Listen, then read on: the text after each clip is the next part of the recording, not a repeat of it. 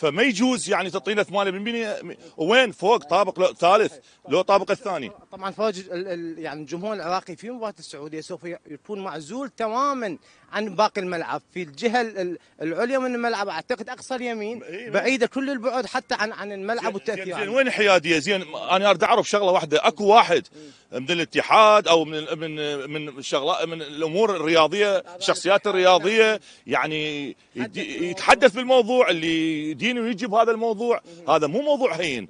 اليوم العراق يعني دولة يعني نظامية، بها قانون، بها كل شيء. المفروض ما يحترم العراق من اي واحد كائن من يكون، ما يصير الجمهور العراقي يسعد. شو الطالب؟ شو تريد؟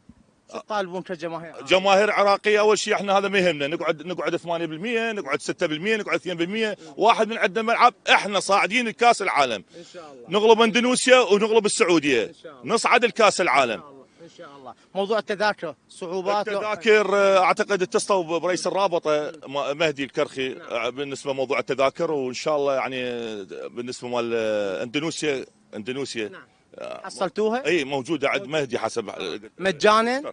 لا مال السعوديه نشتري مع موضوع التذاكر، نشتريها مال السعوديه.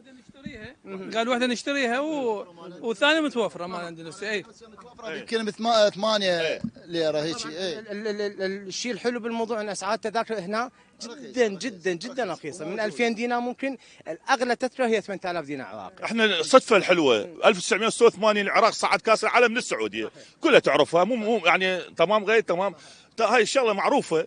فاحنا متفائلين بهذا الشيء ان شاء الله.